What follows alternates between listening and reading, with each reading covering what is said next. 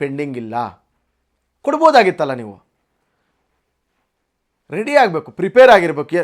ಹೋಗಲಿ, ನೀವು 5,000 ಕೋಟಿ ಮುಚ್ಚಿಟ್ಟಿದ್ದೀರಾ, ಕೊಟ್ಟಿಲ್ಲ 2 ತಿಂಗಳದು ಅಂತ ಇಟ್ಕೊಳ್ಳಿ, ಆಯಿತು. ನಿಮ್ಗೆ ಗೊತ್ತಿದೆ, ನಿಮ್ಮ ಆತ್ಮಸಾಕ್ಷಿಗೆ ಗೊತ್ತಿದೆ ನಾವು ಕೊಟ್ಟಿಲ್ಲ ಅಂತ. ಅದನ್ನು ಮುಚ್ಚಿಡ್ಬೇಕಾದ್ರೆ ಏನು ಮಾಡಬೇಕು? ಪ್ರಿಪೇರ್ ಆಗಬೇಕಲ್ವಾ. ಬಿ ಜೆ ಪಿಯವ್ರು ಒಂದು ವೇಳೆ ಕೇಳಿದ್ರು, ನಾವು ಏನು ಹೇಳಬೇಕು? ಆಯ್ತು, ಅವರೇನೋ ನಿದ್ದೆ ಮಾಡ್ತಾಯಿದ್ದಾರೆ ವಿರೋಧ ಪಕ್ಷದವ್ರು ಅಂತ ಇಟ್ಕೊಳ್ರಿ, ಅವ್ರಿಗೆ ಗೊತ್ತಿಲ್ಲ, ಓಕೆ, ನಿಮ್ಮ ಪ್ಲಸ್ಸು. ಎಚ್ಚೆತ್ಕೊಂಡಿದ್ರೆ ಅವಾಗ ಕೇಳ್ತಾರೆ 5,000 ಕೋಟಿ ಎಲ್ಲಿ ಅಂತ. ಆವಾಗ ನೀವು ಏನು ಹೇಳಬೇಕಾಯ್ತು? Plan B ಇರಬೇಕಲ್ವಾ. ಏನು ನಿಮ್ಮ ಪ್ಲ್ಯಾನ್ ಬಿ?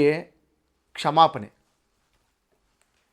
ಆಧಾರಗಳಿಲ್ಲ, ಕ್ಷಮೆ, ತಪ್ಪಾಗಿದೆ, ನಾನು ಬಗ್ಗು ನೋಡಿದೆ, ಇವಾಗ ಗೊತ್ತಾಯಿತು, ದಾಖಲೆಗಳನ್ನು ನಾನು ಇಲ್ಲಿ ತನಕ ನೋಡಿಲ್ಲ, ಇವಾಗ ನೋಡಿದೆ, ಇವಾಗ ಗೊತ್ತಾಯಿತು, 2 ತಿಂಗಳ ಹಣ ಸಂದಾಯ ಆಗಿಲ್ಲ, ಸ್ವಲ್ಪ ಏನೋ ಪ್ರಾಬ್ಲಮ್ ಆಗಿದೆ. ಏನಾಗಿದೆ? ಹೈವೇ ರೋಡಲ್ಲಿ ಸ್ಟ್ರಕ್ ಆಗಿದೆ ಅಮೌಂಟ್. ಅದು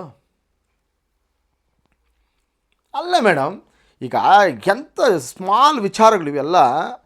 ಕೊಟ್ಟಿದ್ದೀರಾ ಇಲ್ವಾ? ಅವರು 2 ಪ್ರಶ್ನೆ ಕೇಳಿದ್ದು ಬಿ ಜೆ ಪಿಯವರು, ವಿರೋಧ ಪಕ್ಷದವರು 2 ಪ್ರಶ್ನೆ. ಒಂದು, ಕೊಟ್ಟಿದ್ದೀರಾ ಇಲ್ವಾ? 2. ನೀವೇನು ಆನ್ಸರ್ ಮಾಡಬೇಕು? ಕೊಟ್ಟಿದ್ದೀನಿ. ಮತ್ತೆ ಎಲ್ಲಿ ಕೊಟ್ಟಿದ್ದೀರಾ? ಮತ್ತೆ ವಿಚಾರಣೆ ಆದಾಗ ಇಲ್ಲ, ಅದು ನಾನು ಅಬ್ಸರ್ವ್ ಮಾಡಿಲ್ಲ. ಯಾರು ಹೇಳ್ತಾಯಿದ್ರು? ರಸ್ತೆಯಲ್ಲಿ ಹೋಗೋರು ಹೇಳ್ತಾಯಿದ್ರ? ಅವ್ರು ಮಾತಾಡೋದು ಬೇರೆ, ಹೊರಗಡೆ ಅವರು ಹೇಳ್ಬೇಕು ಈ ಥರದ್ದು ಮಾತುಗಳು, ನೀವು ಹೇಳಬಾರ್ದು. ಸದನಕ್ಕೆ ತುಂಬ ಗಾಂಭೀರ್ಯತೆ ಇದೆ, ಅದನ್ನು ಅರ್ಥಕೊಂಡು ಹೋಗೋರು ರಾಜಕೀಯ ಮಾಡಬೇಕು.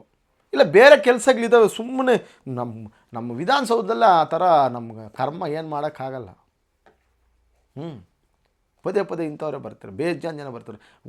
ವರ್ಕ್ ಇಲ್ಲ, ಹಾರ್ಡ್ ವರ್ಕ್ ಮಾಡಲ್ಲ ಯಾರು. ಎಂತೆಂಥ ಆಫೀಸರ್ಸ್ ಇರ್ತಾರೆ ನಿಮ್ಮ ಜೊತೆ, IAS ಆಫೀಸರ್ಸ್ ಎಲ್ಲ ಡಿಪಾರ್ಟ್ಮೆಂಟ್ಗೂ ಕೊಟ್ಟಿರ್ತಾರೆ. ನೀವೇನೋ ಓದಿರಲ್ಲ, ಅಥವಾ ನಿಮ್ಗೆ ಗೊತ್ತೂ ಇಲ್ಲ, ಅದ್ರ ಮೇಲೆ ಬದ್ಧತೆ ಇಲ್ಲ ಅಂತ ಇಟ್ಕೊಳ್ಳಿ. ಮಂತ್ರಿಗಳಿಗೆ ನಿಮ್ಗೆ ಸುಮಾರು ಸಮಸ್ಯೆಗಳು, ಬೇರೆ ಬೇರೆ ಮನೆಯೆಲ್ಲ ನೋಡ್ಕೊಬೇಕು, ಹೊರಗಡೆ ನಿಮ್ಮ ಕಮಿಟ್ಮೆಂಟ್ಗಳು ನೋಡ್ಕೋಬೇಕು, ಗೌರ್ಮೆಂಟ್ ನೋಡ್ಕೊಬೇಕು. ಆದರೆ ಈ IAS ಆಫೀಸರ್ಗಳು ಅವ್ರೇನು ಹೇಳ್ತಾರೆ? ಅವ್ರು ನಿಮ್ಗೆ ತಪ್ಪು ಮಾಹಿತಿ ಕೊಟ್ಟಿರ್ಬೇಕಾಗಾರೆ ಸಸ್ಪೆಂಡ್ ಮಾಡಿ, ಮತ್ತೆ ಅವ್ರನ್ನ ಅಧಿಕಾರಿಗಳು ಸಸ್ಪೆಂಡ್ ಮಾಡಿ. ಅವ್ರು ತಪ್ಪು ಮಾಹಿತಿ ಕೊಟ್ಟಿದ್ರೆ ನಿಮಗೆ, ಅವರು ತಪ್ಪು ಮಾಹಿತಿ ಕೊಟ್ಟಿಲ್ಲ, ನೀವೇ ತಪ್ಪು ಮಾಹಿತಿ ಕೊಟ್ಟಿದ್ದೀರ. ಅವ್ರು ಕೊಟ್ಟಿದ್ದಾರೆ, ನಮ್ಮ ಇಷ್ಟು ತಿಂಗಳು ಕೊಟ್ಟಿದ್ದೀವಿ ಮೇಡಮ್, ನೀವು ವಿರೋಧ ಪಕ್ಷದವರು ಮಲಗಿದ್ದಾರೆ ಬಿಡಿ ಅಂತ ಹೇಳ್ಬಿಟ್ಟು ಪಾಸ್ ಮಾಡಾಕಿದ್ದೀರ. ಪುನಃ ಸಮಜಾಯಿಷಿ ಏನಂತ?